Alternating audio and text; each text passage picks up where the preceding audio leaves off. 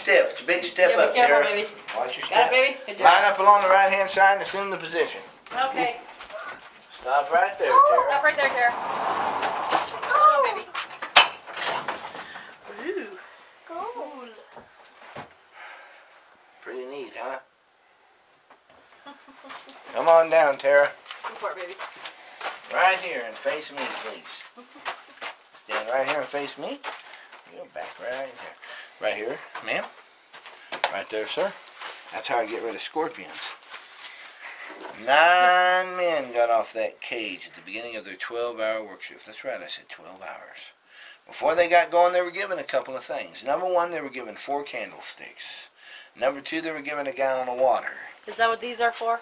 And number 3, Because we only have 3. That's in case those are for spiders, snakes, scorpions, bats, ghosts, and kids that get out of hand. Okay, so if you get out of hand, Tara, I have to beat you. They were given one of these right here. It's called a starter drill, or a star drill, named for the way it looks on the bottom. Mm. See how it looks like a star? Mm-hmm. See that? 3D. Now, remember I told you they found a vein of gold up top?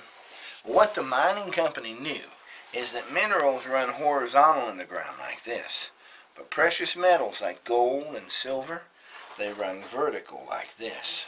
So, the mining company went about 30 feet over from that vein of gold, dug straight down in the ground, then started tunneling sideways till they got underneath the vein of gold.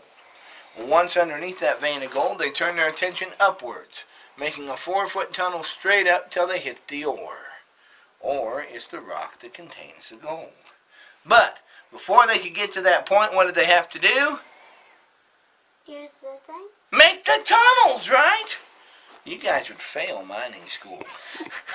I think we're not going to make an occupation out of that. They couldn't use dynamite right away, because in order to make these tunnels, they used a 21-hole configuration for blasting. So y'all was probably wondering how they did it. Well, go ahead and ask. No. How did they do it? I'm glad you asked. What are the rocks in? Sledgehammer. Starter drill. Turn. Turn. Turn for 12 hours a day. I guarantee you that one arm looked like an orangutan's by the time they's done. But the good news is now we got the hole started, right? So y'all know what that means? Go in. No. We get to move on to using our power tools. Now we had an air compressor up top attached to a steam engine. That compressed air was sent down to the mine so we could utilize these air drills, or what you know them today as jackhammers. Back then they had another nickname for them. They's called the Widowmaker. The reason they called them the Widowmaker is as they were drilling those 6-foot deep holes in the rock, it was making dust. In that dust was very small, sharp pieces of rock. The miners would inhale that dust deep into their lungs, and over a period of time, those small, sharp pieces of rock would start to cut up the inside of their lungs, causing them to hemorrhage or choke on their own blood. It was known as miner's consumption. Now, the average miner lived to be 33 years old. How many of y'all 33 or over? Raise your hand. How many of y'all in denial? That means you'd be stuck down here by yourself in the dark looking for a light switch. We'd all be underground, but in a whole nother way. Follow me. Watch your step.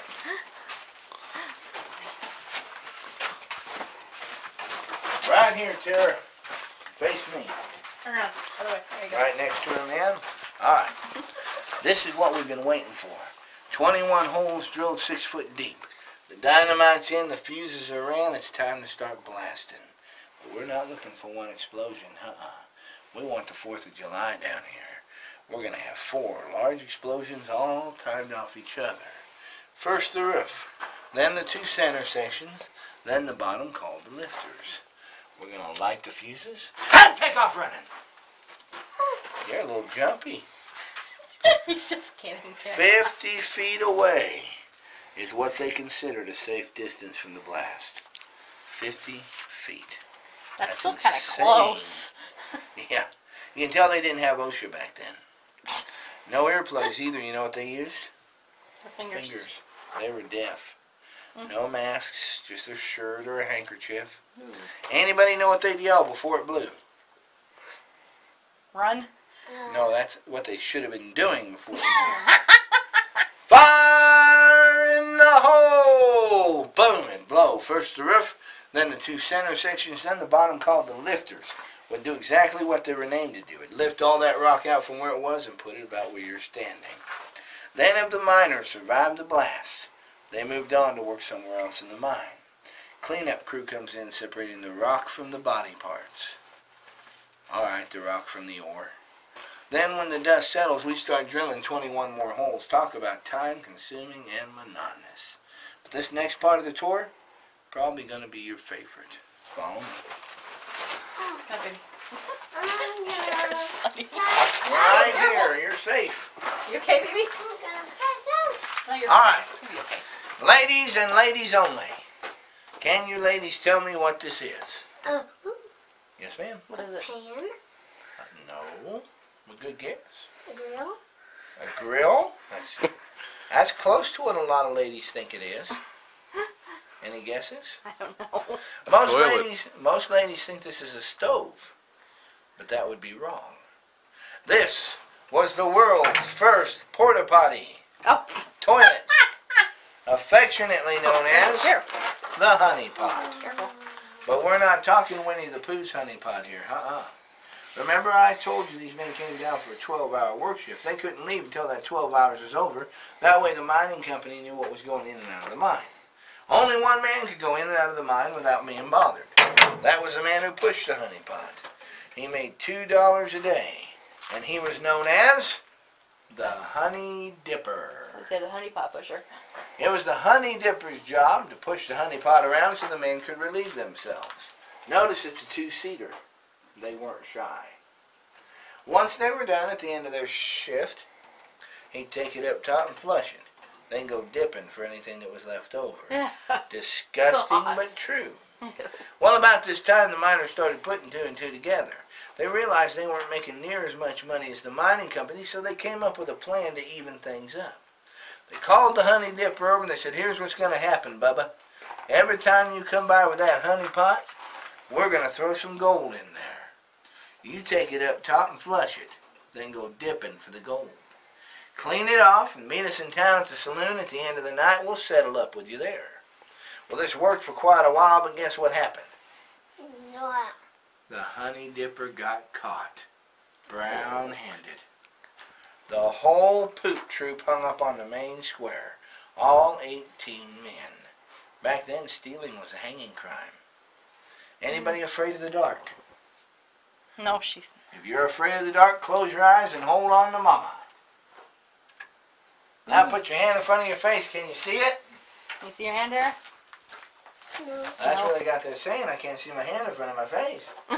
Now, couples, you got 5 seconds to smooch before I light this candle. 5, 4, 3, Oh, jeez. 2. Not me, sir.